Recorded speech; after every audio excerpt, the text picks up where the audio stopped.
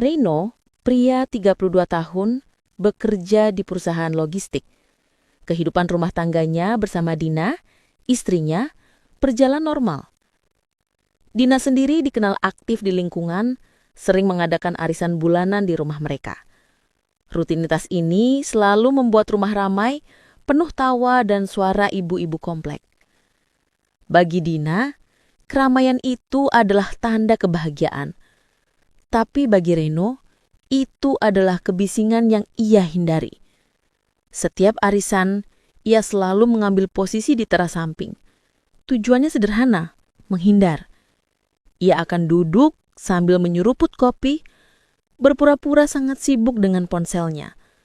Padahal, ia hanya menggulir layar tanpa tujuan, mencari alasan agar tidak perlu terlibat dalam obrolan basa-basi yang membuatnya lelah. Sore itu, arisan selesai seperti biasa, satu persatu tamu pulang. Namun, ada satu tamu yang tertinggal, yaitu Mbak Sinta. Sinta adalah teman lama Dina sejak SMA. Motornya sedang di bengkel, dan ia kesulitan mendapat tumpangan online karena lokasinya yang agak terpencil. Dina menghampiri Reno, yang masih duduk di teras. "Mas, tolong antarkan Sinta pulang ya. Kasihan dia sudah kelamaan menunggu," kata Dina sambil membereskan sisa piring. Reno mematikan layar ponselnya. Ia menatap Sinta yang berdiri agak canggung. "Kenapa motornya, Sin?" tanya Reno. "Mogok, Mas. Sudah diangkut ke bengkel langganan. Aku tadinya mau pesan taksi online, tapi susah sekali dapatnya." "Tidak apa-apa, Mas, kalau merepotkan. Aku tunggu sebentar lagi saja," jawab Sinta sedikit ragu. Reno menggeleng. "Tidak merepotkan. Kebetulan aku juga baru selesai kerjaan. Ayo, biar cepat sampai rumah," balas Reno sambil meraih kunci mobil di meja. Interaksi sederhana ini, mengantarkan Sinta pulang karena motornya mogok, adalah titik awal yang tidak disadari Reno.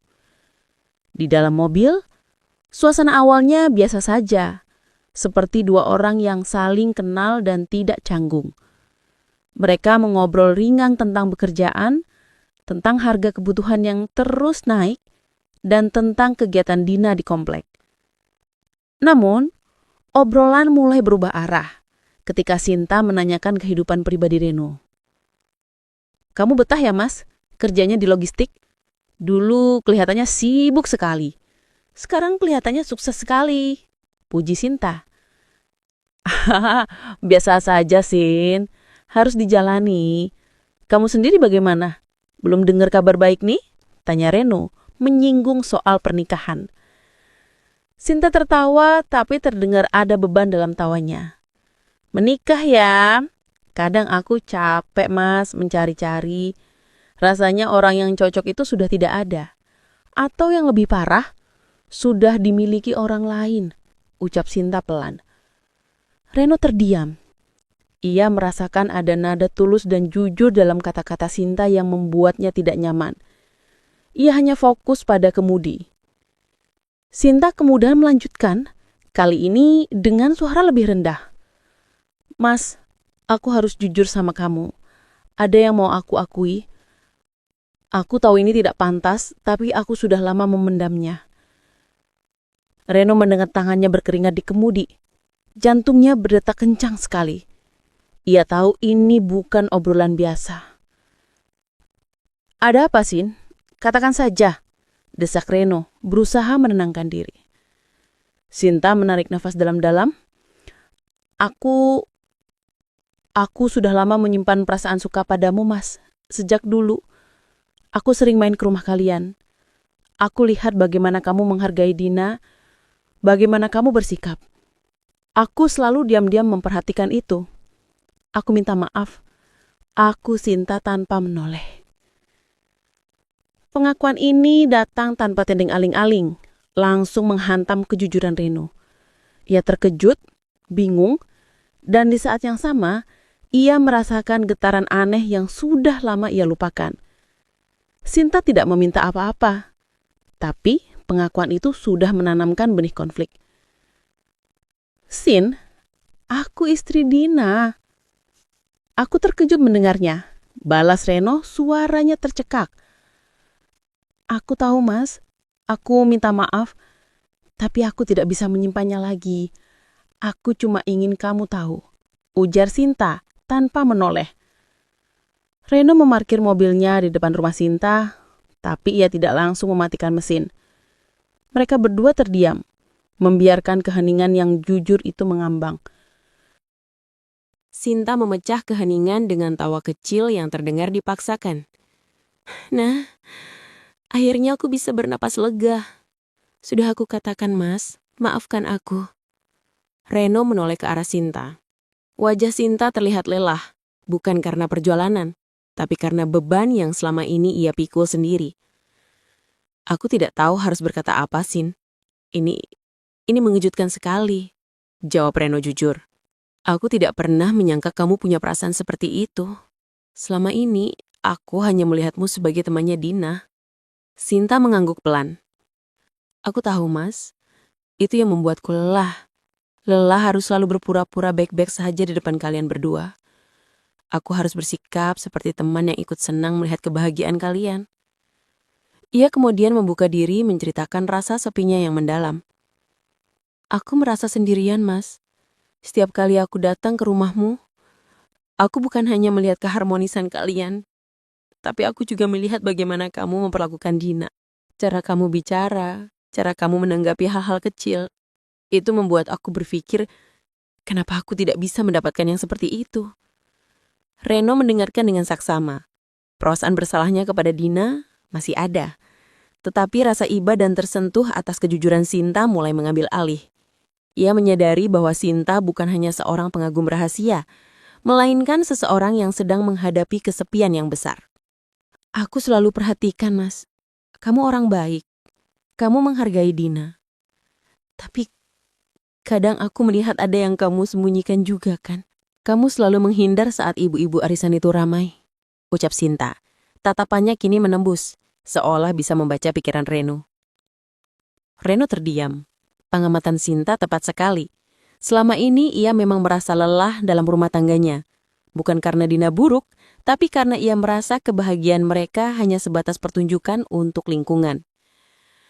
Aku tidak tahu apa yang harus aku rasakan saat ini, Sin. Aku merasa bingung. Aku terkejut, tapi juga tersentuh mendengarnya.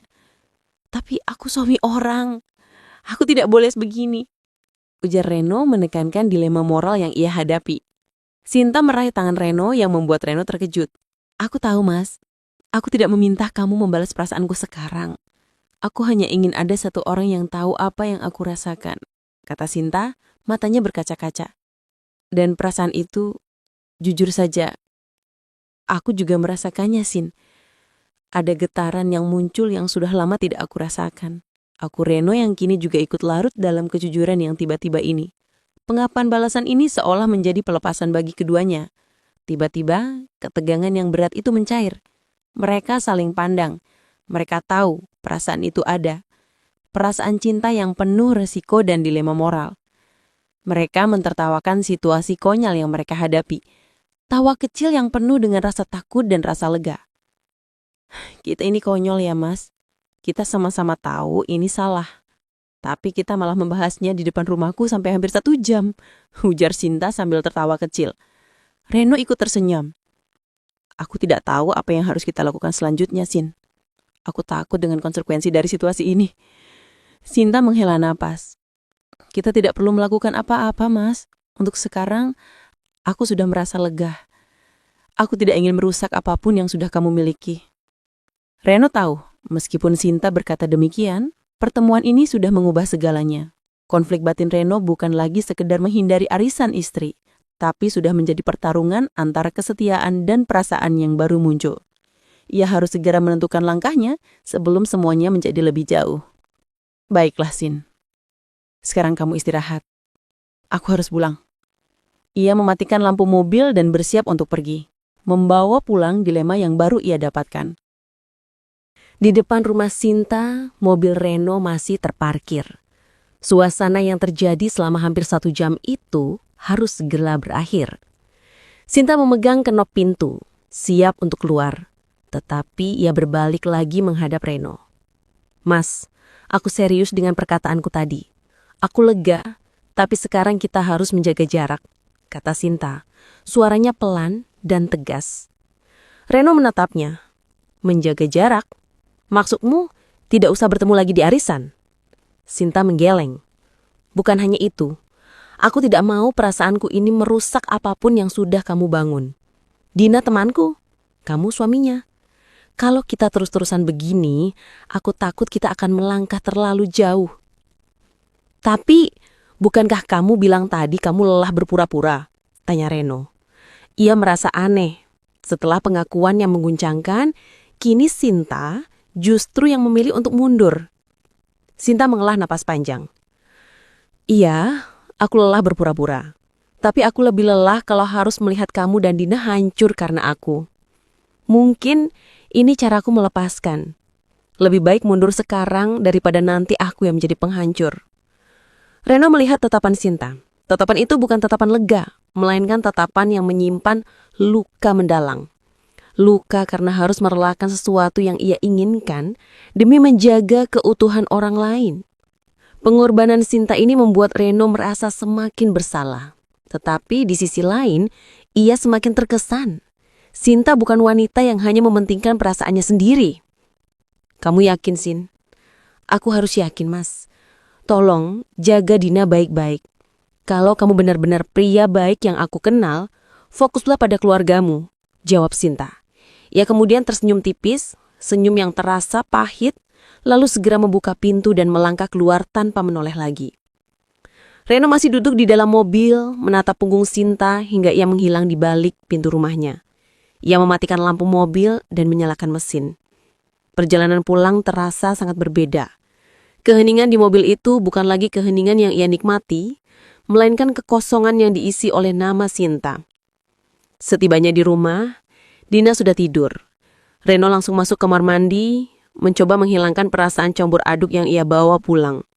Ia berharap air dingin bisa menghilangkan bayangan Sinta dari pikirannya. Namun, itu tidak berhasil. Hari-hari berikutnya berjalan seperti biasa. Reno kembali ke rutinitas kerjanya. Dina kembali sibuk dengan urusan rumah tangga dan lingkungan. Dari luar tidak ada yang berubah. Keluarga mereka tetap harmonis. Tetapi hanya Reno yang tahu bahwa ada retakan besar di dalam dirinya. Ia mencoba fokus pada Dina. Ia berusaha lebih banyak bicara dan berinteraksi dengan istrinya, sesuatu yang selama ini ia hindari. Namun, setiap kali ia melihat Dina tertawa, ia selalu teringat pada wajah lelah Sinta dan senyum pahitnya saat memilih untuk melepaskan. Mas, kamu kenapa belakangan ini? Agak pendiam. Ada masalah di kantor? Tanya Dina suatu malam saat mereka sedang duduk di ruang tengah. Reno terkejut. Tidak ada, sayang. Hanya banyak pekerjaan saja. Memikirkan logistik ini itu? Jawab Reno. Bohong. Jangan terlalu keras ya, Mas. Coba lihat aku sudah buatkan kopi kesukaanmu, kata Dina, berusaha perhatian. Iya, terima kasih. Perhatian Dina ambar. Reno merasa hidupnya saat ini palsu. Ia menjalani peran sebagai suami yang baik, sementara pikirannya terus diramaikan oleh pengakuan Sinta. Ia menyadari, meski Sinta sudah memilih menjaga jarak, perasaan yang muncul di antara mereka itu tidak bisa diabaikan begitu saja. Bayangan Sinta tidak hilang. Justru, jarak yang mereka sepakati itu menciptakan kekosongan besar yang terus memanggil nama Sinta dalam hati Reno. Beberapa waktu berlalu setelah malam perpisahan singkat di depan rumah Sinta. Hari-hari Reno terasa seperti berjalan di atas rel yang sama, bekerja, pulang, berinteraksi biasa dengan Dina, dan tidur. Namun di dalam hati Reno, ada mesin waktu yang terus memutar ulang memori pengakuan Sinta. Ia berusaha keras fokus pada Dina, tapi usahanya selalu terasa seperti paksaan. Reno tahu Sinta sudah memutuskan menjaga jarak dan ia menghargai itu. Ia tidak berani menghubungi Sinta duluan karena ia tahu itu akan melanggar janji Sinta dan merusak integritasnya sendiri. Suatu malam, saat Reno sedang memeriksa email di ponselnya sebelum tidur, sebuah notifikasi pesan masuk dari nomor yang tidak ia simpan. Mas Reno, ini Sinta. Cuma mau tanya, kamu pulang larut malam waktu itu kan? Aku harap kamu hati-hati di jalan dan selamat sampai rumah. Pesan itu sederhana, hanya menanyakan keselamatan, namun langsung membuat jantung Reno berdesir kencang. Itu adalah pesan pertama sejak malam berpisahan itu. Reno merasa terkejut sekaligus ada rasa lega yang sulit disembunyikan. Ia langsung membalas, "Sin, aku selamat. Terima kasih sudah khawatir. Kamu juga. Semoga baik-baik saja." Jawaban itu memicu balasan Sinta, dan malam itu percakapan mereka kembali terjadi. Mereka tidak membahas lagi tentang pengakuan atau dilema, melainkan hanya obrolan ringan, seolah sedang membangun ulang hubungan dari nol. Namun komunikasi ini tidak berhenti di situ. Hari berikutnya, Sinta mengirim pesan singkat. "Semangat kerja, Mas. Jangan lupa sarapan." Reno membalas dengan emotikon senyum. Pesan-pesan kecil seperti ini awalnya hanya basa-basi, lama-lama menjadi rutinitas harian yang ditunggu-tunggu oleh Reno. Dari sekadar ucapan selamat pagi, obrolan mereka berubah menjadi lebih personal. Mereka mulai berbagi cerita tentang hari-hari mereka, tentang hal-hal kecil yang tidak mungkin Reno ceritakan kepada Dina. Misalnya Reno bercerita tentang kelelahan di kantor yang tidak dipahami Dina. Sinta menanggapinya dengan empati, bukan solusi. Itu yang Reno butuhkan, pemahaman tanpa penghakiman. "Kenapa kamu selalu tahu ya, Mas, kalau aku sedang butuh teman cerita? Aku juga hari ini merasa sepi sekali di rumah," tulis Sinta suatu sore. "Mungkin karena kita punya frekuensi yang sama, Sin. Sama-sama sedang mencari tempat bicara," balas Reno. Komunikasi ini berkembang menjadi pertukaran emotikon-emotikon rahasia, janji-janji kecil untuk mendengarkan, dan bahkan keinginan untuk mendengar suara satu sama lain. Suatu malam, Sinta mengirim pesan suara singkat. Isinya hanya tawa dan ucapan selamat malam. Hanya suara, tapi itu cukup membuat Reno merasa dekat dan nyaman, mengabaikan fakta bahwa ia sedang berbaring di samping istrinya. Ritual bertukar pesan ini menjadi candu. Reno mulai sering membawa ponselnya kemana-mana, bahkan ke kamar mandi. Takut Dina akan melihat notifikasi yang masuk. Ia kini memiliki kehidupan ganda, kehidupan yang jujur dengan Sinta di balik layar, dan kehidupan yang palsu di depan Dina. Rasa nyaman yang diberikan Sinta melalui pesan-pesan ini perlahan mengalahkan rasa bersalah Reno. Ia merasa lebih hidup, lebih dimengerti. Ia tahu ia sedang bermain api, tapi ia tidak punya keinginan untuk memadamkannya. Justru, ia ingin api ini menyala lebih besar. Intensitas komunikasi melalui pesan singkat yang terjadi berbulan-bulan itu akhirnya sampai di titik jenuh. Meskipun pertukaran kata dan emotikon memberikan kenyamanan, Reno dan Sinta mulai merindukan interaksi tatap muka, suara yang didengar langsung, dan kehadiran satu sama lain yang nyata. Suatu siang, saat Reno sedang dalam perjalanan pengiriman barang, Sinta mengirim pesan. "Mas, aku lagi di minimarket dekat kantor kamu. Kebetulan lagi belanja bulanan di sana. Kamu lagi di mana?" Reno membaca pesan itu. Jantungnya berdebar. Minimarket itu hanya berjarak 5 menit dari posisinya saat ini. Ini adalah peluang emas. Pertemuan yang tidak direncanakan, bebas dari kecurigaan. Reno membalas cepat. "Aku lagi lewat sana. Tunggu sebentar. Aku mau mampir ambil minum." 5 menit kemudian, Reno memarkirkan mobil logistiknya sedikit menjauh dan berjalan santai masuk ke minimarket. Sinta sudah berdiri di dekat rak minuman. Pertemuan itu canggung sekaligus mendebarkan. Mereka hanya bisa saling menyapa singkat dan bertukar pandang penuh makna di balik rak-rak barang. "Kamu kenapa di sini, Sin? Bukannya ini terlalu jauh dari rumahmu?" tanya Reno pelan sambil berpura-pura melihat produk minuman. Sinta tersenyum. Senyum yang sudah lama ia rindukan secara langsung. "Iya, Mas. Kebetulan lewat. Cuma mau lihat kamu sebentar. Sudah lama ya rasanya kita tidak ketemu?" "Iya, sudah lama sekali," balas Reno. Pertemuan singkat itu hanya berlangsung 3 menit. Mereka tidak berbicara apa-apa, tapi cukup untuk memicu kerinduan yang lebih besar. Setelah hari itu, pertemuan-pertemuan tidak sengaja mulai terjadi. Kadang di parkiran kantor saat jam makan siang, atau saat Sinta kebetulan lewat di jalur Reno pulang kerja. Semua pertemuan itu tanpa janji resmi, hanya didahului pesan singkat yang samar. Setiap pertemuan hanya memberikan kelegaan sesaat, namun diiringi rasa bersalah yang menusuk. Reno merasa ia seperti maling yang menculik kebahagiaannya sendiri. Suatu sore, mereka bertemu di sebuah warung kopi di pinggir kota, tempat sepi dan jauh dari lingkungan perumahan mereka. "Mas, aku capek begini terus." "Maksudmu?" "Capek berbalas pesan." "Bukan hanya pesan, capek harus selalu sembunyi begini. Kita bertemu 5 menit di parkiran, atau cuma bisa lihat dari jauh. Ini terasa menyakitkan, Mas. Kalau memang kita tidak bisa bersama, kenapa kita terus-terusan membuat diri kita nyaman seperti ini?" Sinta mengungkapkan kelelahan emosionalnya, kan harus terus-menerus menyembunyikan perasaan mereka. Reno merasakan hal yang sama. Perhatian yang mereka rasakan tidak sebanding dengan resiko dan rasa bersalah yang mereka tanggung. "Aku tahu, Sin. Aku juga bingung harus bagaimana. Tapi, aku tidak bisa menghentikan ini. Aku merasa kamu adalah tempatku yang sebenarnya." Reno mengakui, nadanya penuh keputusasaan. Sinta menatap Reno. "Kalau begitu, kita butuh jeda yang nyata. Bukan sekedar 5 menit di minimarket. Kita butuh waktu untuk bicara jujur tanpa takut dilihat orang, tanpa batas waktu." Mereka berdua sama-sama berpikir untuk pergi ke tempat yang jauh, di mana tidak ada yang mengenal mereka. "Bagaimana kalau kita pergi saja, Mas? Sebentar saja. Ke kota kecil di luar sana. Kita cari penginapan sederhana. Kita bicara tentang semua ini. Kita selesaikan," usul Sinta. Reno terdiam sejenak. Namun, dorongan untuk menghabiskan waktu yang tenang dan jujur dengan Sinta terasa terlalu kuat untuk diabaikan. "Baik, kita lakukan," jawab Reno singkat. Keputusannya bulat.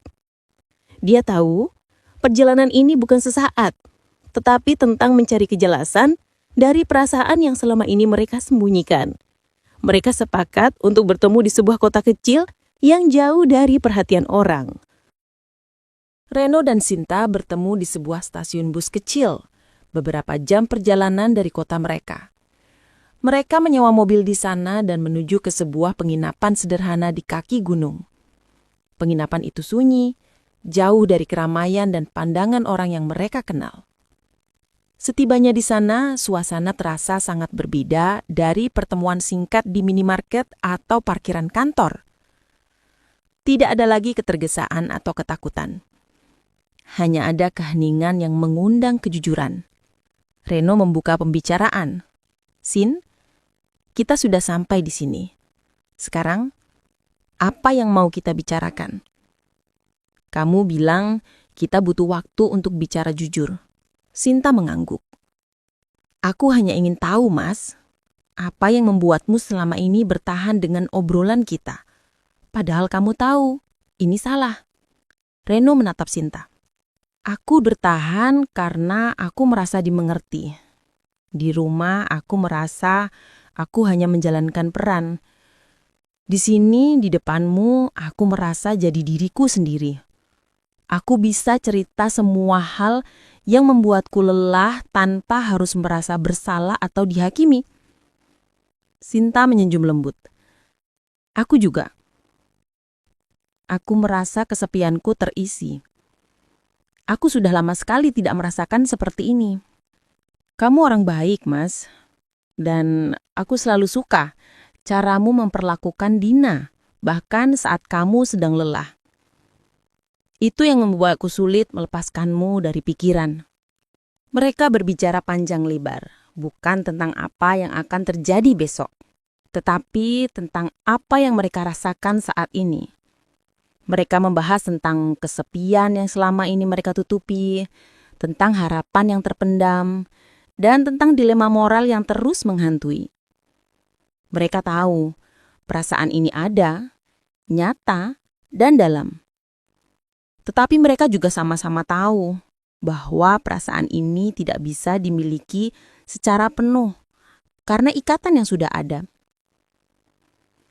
"Aku tidak ingin merusak keluargamu, Mas. Itu yang selalu aku katakan. Tapi bertemu denganmu seperti ini justru membuat aku merasa aku sudah merusak diriku sendiri karena aku tidak bisa melihatmu setiap hari," ujar Sinta, Matanya berkaca-kaca. Lalu kita harus bagaimana, Sin? Tanya Reno, suaranya pelan. Menerima bahwa Sinta kini adalah pengendali keputusan. Kita hanya perlu untuk saling jujur. Untuk tahu bahwa kita tidak gila. Bahwa perasaan ini ada dan kita berdua merasakannya. Setelah ini kita harus kembali ke tempat masing-masing dengan hati yang lebih tenang. Kata Sinta. Mereka saling memahami dan menerima. Tidak ada janji untuk masa depan. Hanya penerimaan pahit bahwa mereka tidak bisa bersama. Keesokan paginya, suasana terasa sangat damai. Matahari pagi menyinari balkon penginapan yang tenang. Mereka duduk bersebelahan, menikmati kopi, tanpa perlu banyak kata. Keheningan itu justru yang paling nyaman. Itu adalah keheningan yang penuh penerimaan. Setelah sekian lama, Sinta memecah keheningan. Mas, aku tahu. Yang terbaik bukan memiliki, tapi merelakan. Maksudmu? Kita sudah menemukan jawaban di sini. Kita sudah tahu apa yang kita rasakan. Sekarang saatnya kita memilih yang benar, bukan yang nyaman. Kamu harus kembali ke Dina. Dia istrimu. Dia wanita yang baik dan dia sangat mencintaimu. Kata Sinta tegas, meskipun suaranya bergetar. Ia kemudian memegang tangan Reno. Tolong Mas, jaga Dina dengan baik. Aku tidak ingin keberadaanku bahkan kenangan ini menjadi penyebab kehancuran rumah tanggamu. Ini pesan terakhirku. Dan ini keputusanku. Setelah ini aku ingin kita benar-benar menjaga jarak. Kata-kata Sinta menampar Reno. Sinta memilih melepaskan demi kebaikan Dina, orang yang seharusnya Reno lindungi. Pengorbanan Sinta ini membuat Reno merasa malu pada dirinya sendiri. Namun sekaligus menegaskan betapa besar hati wanita di sampingnya ini. Perpisahan ini adalah hadiah dari Sinta untuk rumah tangga Reno. Reno kembali ke rumahnya dengan membawa beban berat. Bukan karena penyesalan telah pergi, melainkan karena kebesaran hati Sinta. Kata-kata terakhir Sinta yang meminta Reno menjaga Dina terdengar seperti perintah yang harus ia jalankan. Itu adalah pengorbanan yang Reno tidak pernah duga. Sesampainya di rumah, kehidupan berjalan seperti biasa. Namun ada yang berbeda dari Reno. Ia tidak lagi menghindar. Saat Dina mengajaknya bicara tentang arisan atau pekerjaan, Reno mendengarkan dengan lebih tulus. Ia mulai menghargai waktu yang ada bersama istrinya. Bukan sebagai peran yang harus dijalankan, melainkan sebagai tanggung jawab yang harus dihargai. Semua ini ia lakukan demi Sinta. Demi menunaikan janji yang tak terucap kepada wanita yang rela melepaskannya. Sinta menepati janjinya untuk menjaga jarak. Komunikasi mereka berhenti total. Tidak ada lagi salam pagi atau emotikon rahasia yang masuk ke ponsel Reno. Kecemasan Reno akan hilangnya kenyamanan itu perlahan berganti menjadi penerimaan. Ia tahu Sinta melakukan hal yang benar dan ia harus menghormatinya. Beberapa bulan setelah pertemuan terakhir, Reno menerima sebuah pesan singkat yang bersifat resmi, dikirim ke email kantornya. Pesan itu dari Sinta. Isinya bukan tentang perasaan, melainkan pemberitahuan bahwa Sinta memutuskan pindah kerja keluar kota dan akan pindah tempat tinggal. Dia tidak meninggalkan alamat atau nomor kontak baru. Pesan itu berbunyi, Mas Reno, aku sudah pindah. Aku harap kamu bahagia dengan Dina. Jaga dirimu. Dan terima kasih sudah mau jujur denganku. Sampai jumpa, Sinta. Reno membaca pesan itu berulang kali. Ini adalah titik akhir yang sesungguhnya. Tanpa drama, tanpa janji palsu untuk bertemu lagi. Hanya sebuah perpisahan yang diselesaikan dengan dewasa. Reno tahu, Sinta sudah benar-benar melepaskannya. Bahkan dari kenangan yang berpotensi menyakitkan. Meskipun komunikasi mereka terputus, Kenangan akan malam penuh kejujuran di penginapan kecil itu tidak pernah hilang. Kenangan itu tidak lagi datang sebagai godaan, melainkan sebagai pengingat. Pengingat tentang titik terendah emosionalnya dan betapa berharganya pengorbanan yang diberikan Sinta. Setiap kali Reno merasa lelah dengan rutinitas atau mulai merasa hampa, ia teringat pada ucapan Sinta. Yang terbaik bukan memiliki, tapi merelakan. Prinsip itu kini menjadi jangkar bagi Reno. Ia belajar bahwa cinta tidak harus memiliki wujud fisik atau status. Kadang cinta sejati hadir untuk mengajarkan sebuah pelajaran penting, lalu pergi dengan damai. Reno mematikan ponselnya, meletakkannya di samping Dina yang sudah tertidur pulas. Ia menatap wajah istrinya. Ada rasa syukur yang besar karena ia tidak menghancurkan rumah tangganya. Rasa syukur itu ia hadiahkan kepada Sinta, wanita yang mencintainya cukup tulus untuk mendorongnya kembali kepada istrinya. Bagi Reno, kenangan tentang Sinta adalah pengingat abadi bahwa ia memiliki kesempatan kedua untuk mencintai dan menghargai apa yang sudah ia miliki, dan bahwa pelepasan adalah bentuk cinta yang paling murni dan ikhlas. Ia akhirnya benar-benar kembali, dan kali ini ia pulang seutuhnya.